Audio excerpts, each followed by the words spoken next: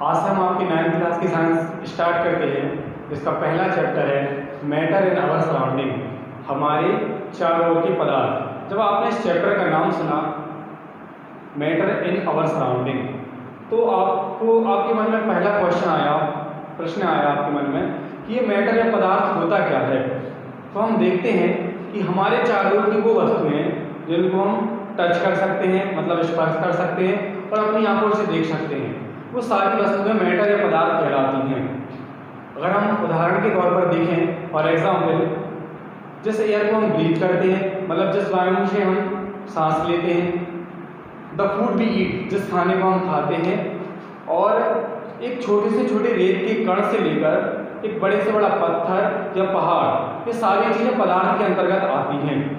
अगर हम इसकी वैज्ञानिक परिभाषा या फिर साइंटिफिक डेफिनेशन देखें तो हम देखते हैं कि ऐसी सारी वस्तुएं जिनका कुछ मास, मतलब भार या द्रव्यमान होता है, या फिर ऐसी वस्तुएं जिनका कुछ आयतन होता है, वो सारी वस्तुएं पदार्थ या मैटर कहलाती हैं। अगर हम एक बार फिर से इसी सेंटेंस को रिवाइज करें तो हम देखते हैं कि वे सारी वस्तुएं जिनके अंतर्गत मास और वॉल्यूम, मतलब कि उसका भार और उसका आयतन दोनों आते हैं, वो सारी वस्तुएं पदार्थ या फिर मैटर कहलाती हैं। अगर हम देखें कि हमारे जो इंडियन फिलोसफर्स हुए हैं, हमारे जो भारतीय वैज्ञानिक या भारतीय दार्शनिक हुए हैं, उन्होंने इनको 5 बेसिक एलिमेंट्स के आधार पर क्लासिफाइड किया है, जिनको हम पंच तत्व कहते हैं। आप सभी पंच तत्वों के नाम जानते होंगे, जैसे आकाश, पृथ्वी, अग्नि, वायु और जल। ये सभी पंच तत्व कहलाते हैं। इस ब्रह्मांड में जितनी भी चीज़ें हैं, इन 5 तत्वों से मिला के बनी हुई हैं। अगर मैं आपको एक और चीज़ यहाँ पर याद करवाना चाहूँगा कि हमारे ब्रह्मांड में जितनी भी चीज़ें हैं, वो सारी चीज़ें पदार्थ या मैटर कहलाती हैं। जो हमारे मॉडर्न साइंटिस्ट हुए हैं, जो आधुनिक वैज्ञानिक हैं, इन्होंने भी पदार्थ को बढ़िया तरीके से समझने के लिए और उसका विस्तृत अध्ययन करने के लिए उसको 2 प्रकार से क्लासिफाइड किया है। जैसे हमारे जो फॉर्मर इंडियन फिलोसफर्स हुए हैं, उन्होंने इनको पंचतत्वों में वर्गीकृत किया था या क्लासिफाइड किया था, लेकिन जो मॉडर्न साइंटिस्ट हैं, उन्होंने इनको 2 प्रकार से क्लासिफाइड किया है। तो आइए हम क्लासिफिकेशन ऑफ मैटर देखते हैं।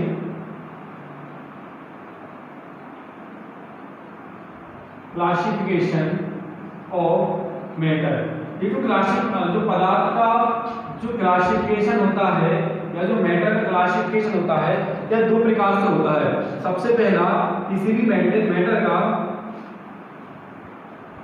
फिजिकल प्रॉपर्टीज, और सेकंड होता है केमिकल नेचर।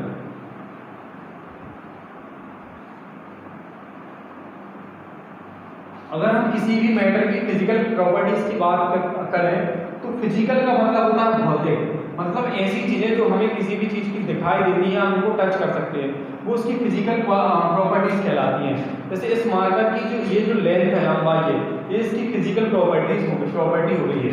केमिकल नेचर, किसी भी मैटर का केमिकल नेचर, ये हम अपने आगे आने वाले चैप्टर्स पर बढ़िया तरीके से पढ़ेंगे। अब अगर हम किसी भी चैप्टर की फिजिकल प्रॉपर्टीज देखें तो मैटर की सबसे पहली फिजिकल प्रॉपर्टी होती है उसका शेप, साइज, है ना। तो अगर हम देखें कि जो मैटर होता है वो छोटे छोटे से कणों से मिला के बनता है। पहले पदार्थ के आकार को लेकर या उसकी संरचना को लेकर 2 प्रकार की विचारधाराएं प्रचलित थी। कुछ लोग ऐसे थे जो कहते थे कि जो मैटर होता है वो एक कंटिन्यूअस ब्लॉकिंग होती है, मतलब एक सतत संरचना होती है। जैसे आपने लकड़ी का एक छोटा सा टुकड़ा देखा होगा, उसमें उसके बाद छोटे छोटे से जो कण होते हैं उनके बीच में बिल्कुल भी स्पेस नहीं होता है। लकड़ी के टुकड़े के जो छोटे छोटे से कण होते हैं उनके बीच में कोई स्पेस नहीं होता है ना। तो पहली विचारधारा यह कहती थी कि जो पदार्थ होता है वो लकड़ी के छोटे से टुकड़े के जैसे लगातार होता है, कंटिन्यूअस होता है, सतत होता है, उसके बीच में बिल्कुल भी गैप नहीं पाया जाता है। और जो दूसरी विचारधारा है वो कहती है कि जो मैटर होता है, पदार्थ होता है, वो कणों के रूप में होता है और उनके बीच में थोड़ा स्पेस भी पाया जाता है। तो इस क्वेश्चन का आंसर जानने के लिए कि मैटर की संरचना वास्तव में होती कैसी है, पदार्थ कणों के रूप में होते हैं या सतत होते हैं, कंटिन्यूअस ब्लॉकिंग होती है, इसको समझने के लिए आइए हम एक एक्टिविटी को करते हैं। इस एक्टिविटी को करने के लिए सबसे पहले आपको एक बीकर लेना है।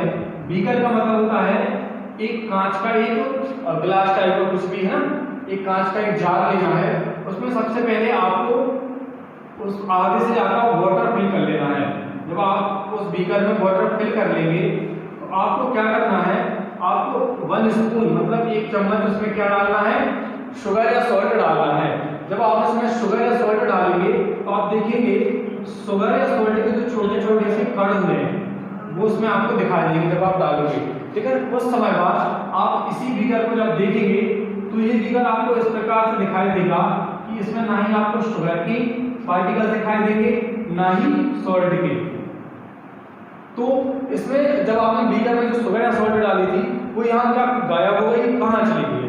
तो इसको समझने के लिए हम देखेंगे, जब आपने इस बीकर में शुगर या सॉल्ट डाला और उसको कुछ समय के लिए रख दिया तो आपने देखा कि जो शुगर या सॉल्ट के पार्टिकल्स रहते हैं वो इसमें डिसॉल्व हो जाते हैं, मतलब घुल जाते हैं।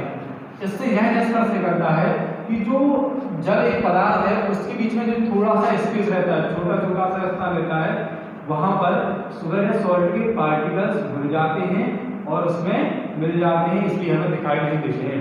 इस एक्टिविटी से एक निष्कर्ष निकलता है कि जो पदार्थ होता है वो छोटे छोटे कणों से मिलाकर बनता है। ठीक है, अब हम देखेंगे, अब आप देखेंगे ये जो पार्टिकल्स होते हैं, ये जो मैटर के छोटे छोटे से पार्टिकल्स होते हैं, ये दरअसल कितने छोटे होते हैं। जैसे आपने देखा अभी जो हमने एक्टिविटी की कि हमारी ना तो सॉल्ट दिख रही थी ना शुगर दिख रही थी, तो ये डिसॉल्व हो जाती है, कितने छोटे हो जाते हैं।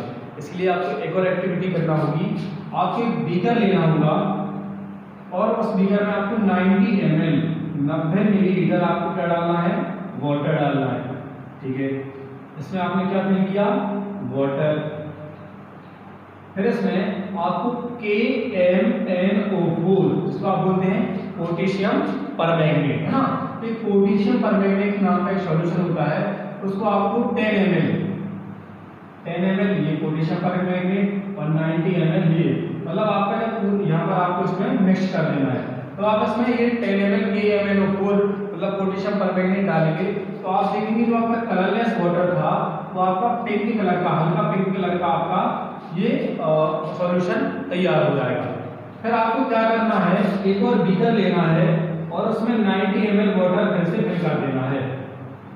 90 ml वाटर फिल करने के बाद इस वाले सॉल्यूशन में से आपको 10 ml पोटेशियम परमैंगनेट इसमें फिल कर देना है। तो आप देखेंगे इसका जो आपका कलरलेस वाटर था ये भी आपका हल्का पिंक हो जाएगा। इसके बाद आपको एक और बीकर लेना है और सेम यही एक्टिविटी इस बीकर में करना है। मतलब क्या करना है, 90 ml आपको वाटर ले लेना है और 10 ml इस वाले में बीकर आपको इस वाले में पोटेशियम परमैंगनेट डाल देना है। तो आप तीनों एक्टिविटी से देखेंगे क्या निष्कर्ष निकल रहा है कि जब आपने फर्स्ट वाले बीकर में पोटेशियम परमैंगनेट डाला था तो आपका जो सॉल्यूशन था उसका कलर ज़्यादा डार्क था, जब आप इसमें डाला तो कलर थोड़ा सा लाइट हो गया, जब आपने इसमें डाला तो कलर और लाइट हो गया। और जब आगे आप एक्टिविटी करते जाओगे तो आप देखोगे कि कलर लाइट होता जाएगा, लेकिन जो वाटर आपका कलरलेस था वो कलरलेस नहीं रहेगा, कहीं ना कहीं आपको पोटेशियम परमैंगनेट का उसको इफेक्ट दिखाई देगा वाटर पे। तो इससे निष्कर्ष आपका यह निकलता है कि ये जो पोटेशियम परमैंगनेट है ये डिसॉल्व होकर इसके इतने छोटे पार्टिकल हो जाते हैं कि हमें दिखाई नहीं देते हैं। मतलब मैटर की एक और प्रॉपर्टी आपको पता चल गई है, एक और गुण आपको पता चल गया है कि जो मैटर के पार्टिकल्स होते हैं वो बहुत ही छोटे छोटे होते हैं और ये इतने छोटे होते हैं कि हमारी इमेजिनेशन, हमारी कल्पना से भी छोटे होते हैं और ये हमें दिखाई नहीं देते हैं। अब आज हमने जो पढ़ा है थोड़ा सा हम उसका रिवीजन करेंगे।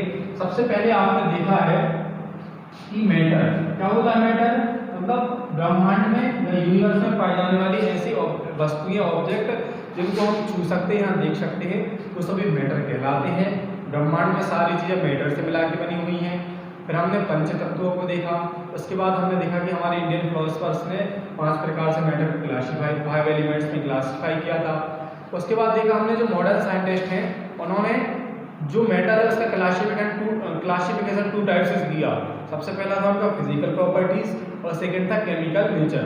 इस चैप्टर में हम फिजिकल प्रॉपर्टीज के बारे में तो पढ़ रहे हैं, लेकिन केमिकल नेचर पढ़ने के लिए हम आगे के चैप्टर्स में देखेंगे। जब आपने मैटर का फिजिकल प्रॉपर्टी देखा तो उसमें सबसे पहली प्रॉपर्टी देखी आपने कि जो मैटर होता है वो छोटे छोटे पार्टिकल्स यानी कणों के रूप में पाया जाता है। उसके लिए आपने बीकर वाली एक्टिविटी की थी, ठीक है। फिर आपने दूसरी एक्टिविटी में देखा है कि जो मैटर के जो पार्टिकल्स होते हैं वो बहुत ही ज़्यादा छोटे छोटे होते हैं, मतलब हमारी कल्पना से भी छोटे छोटे, जितना हम सोच सकते हैं उससे भी छोटे छोटे। इस चैप्टर के आगे के टॉपिक्स को हम अगली वीडियो में पढ़ेंगे, तब तक आप पढ़िए। Thank you.